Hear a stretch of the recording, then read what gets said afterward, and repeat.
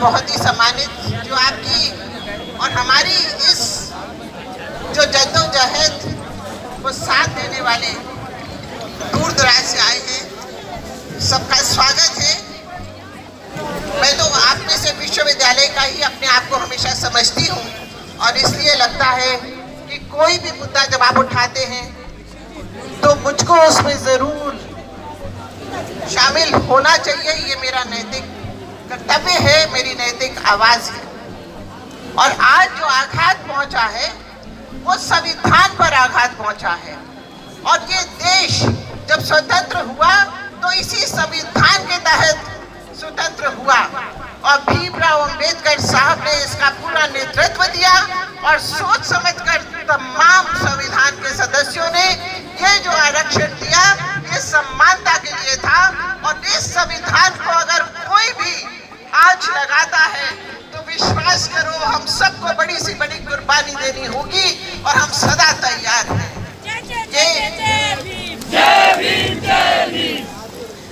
मैं भी विश्वविद्यालय से जुड़ी रही हूँ और आज भी जुड़ी हूँ और हमने कभी सोचा नहीं था किसके साथ कोई खिलवाड़ करेगा, किसी की हिम्मत होगी।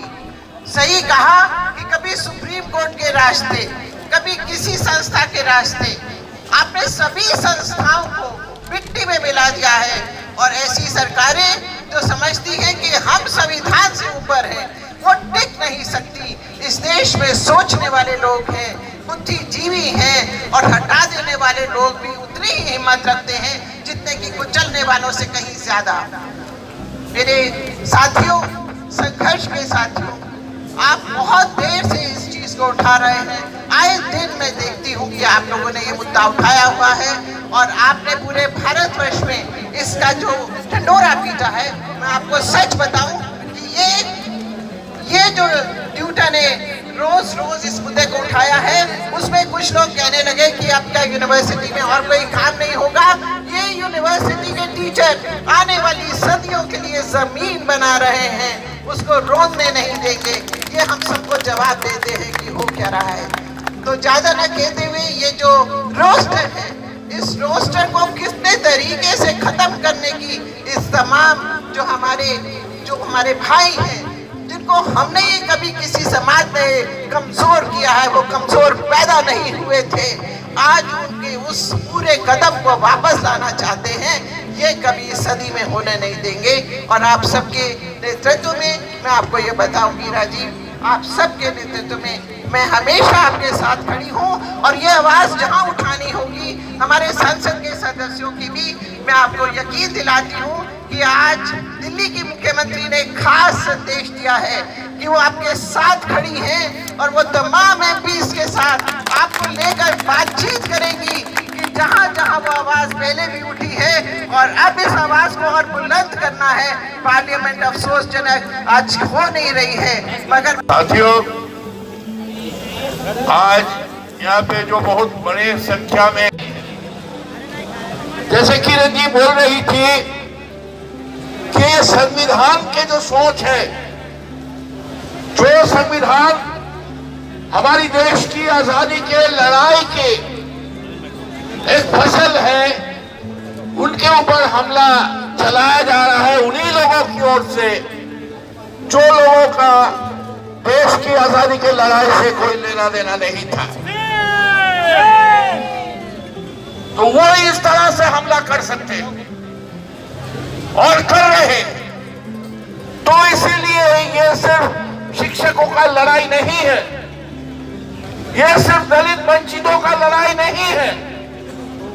इस हिसाब से ये देश की लोकतंत्र के लड़ाई के हिस्सा है और इसीलिए हमें पूरा यकीन है कि ये लड़ाई हम जीतेंगे। हो चुके होते आपने SC/ST एक्ट के डाइल्यूशन को बचा लिया, उसके खिलाफ खड़े होकर 13 पॉइंट रोस्टर पर भी मैं यकीन दिलाता हूं अगर ये ऑर्डिनेंस 24 घंटे के अंदर नहीं लाएंगे तो सड़क पे इतना कोहराम मचेगा जो तय कर देगी कि संसद में अगली बार कौन बैठता है। एक चीज, ये तस्वीर रोहित वेमुला की है। इसे मत भूलिएगा। कहानी वहीं से शुरू होती है। रोहित ने अपनी पहले और आखिरी खत में एक बात कही थी, मेरा जीवन एक घातक दुर्घटना है। इसे मत कभी भूलिएगा, क्योंकि इस हुकूमत ने उसके सवालों पे गौर नहीं किया, उसकी जाति पता करने के लिए आयोग बिठा दिया। ये वैसे लोग हैं। अभी अली अनवर साहब को सुन रहा था, पुलवामा में आप में से किसी ने भाई खोया है, भाई आपने बेटा खोया है, आपके बीच से कोई बच्चा अपना पिता खो बैठा है। एक शहीद की मां पूछ रही है कि मेरे बच्चे का शव तिरंगे में लिपटा हुआ है। एक शहीद की वाइफ पत्नी कह रही है मेरे पति का शव तिरंगे में लिपटा हुआ है। हमने वहां का तो कुछ नहीं देखा। आंकड़े किसको पता है? अमित शाह जी को। अमित शाह जी को अगर आंकड़े पता है, एयरफोर्स को आंकड़े नहीं पता है, तो आप समझ लीजिए कि आपकी सुरक्षा के साथ ये सौदेबाजी करने वाले लोग हैं, ये बनियागिरी कर रहे हैं। बस एक आखिरी टिप्पणी, हम में से अधिकांश लोग एक दूसरे से राजनीतिक रूप से विरोध में हैं। यहाँ सब मेरे दल के नहीं हैं।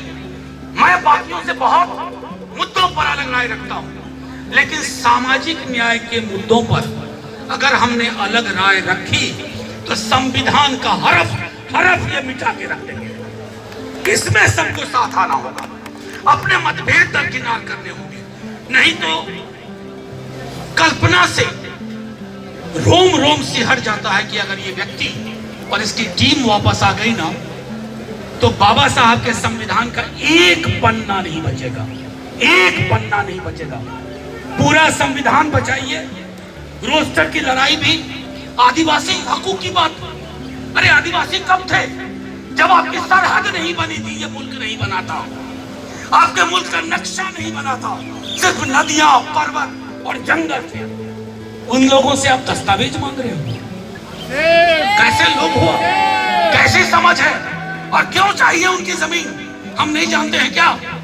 हम खूब जानते हैं कि जिस आदमी को कागज पे हवाई जहाज बनाने का कभी शौर नहीं था, उसको तुमने रफाल सौंप दिया पूरी।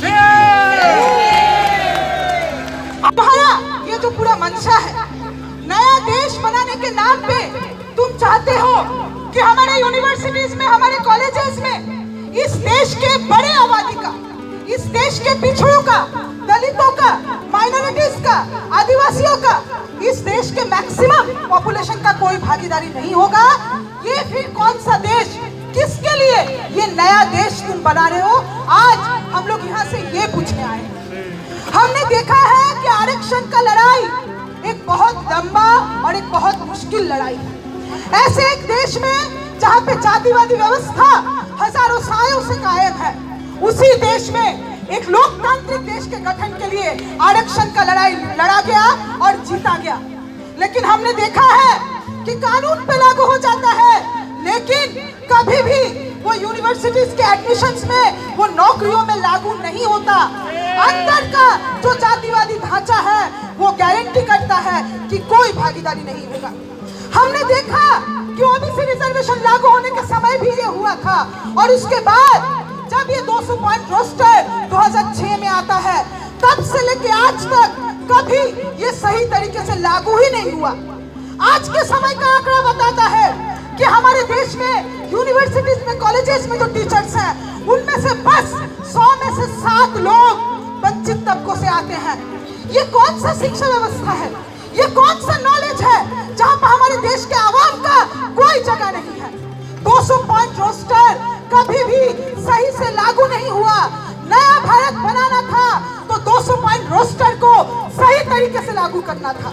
नया भारत बनाना था तो ये गारंटी करना था कि यूनिवर्सिटीज में 50% लोग वंचित तबके से आएंगे, और ये नया भारत बनाने वाले लोग, देश के आवाम के ये गद्दार जैसे ही सत्ता में आते हैं, हम देखते हैं कि रोहित वेमुला से लेकर सिलसिला शुरू होता है और एक के बाद एक हमला देश के वंचितों पे, देश के दलितों पे, पिछड़ों पे किया जाता है।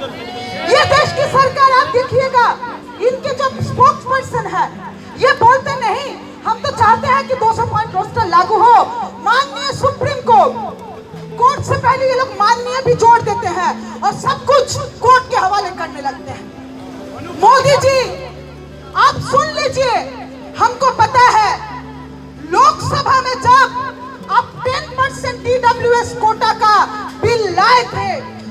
किसी को सोचने समझने का वक्त आप नहीं दिए थे, आप तुरंत लाए थे।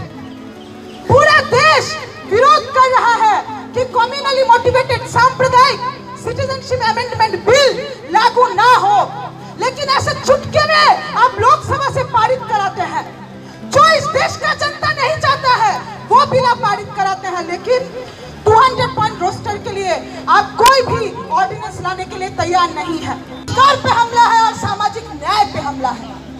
मेरा बूथ सबसे मजबूत करने वाले लोग दलितों ने मोर्चा खोल दिया और एक बार देश में अंबेडकर वादियों ने ऐसा सैलाब लाया, पूरा देश बंद कर दिया। साथियों ये कहना चाहते हैं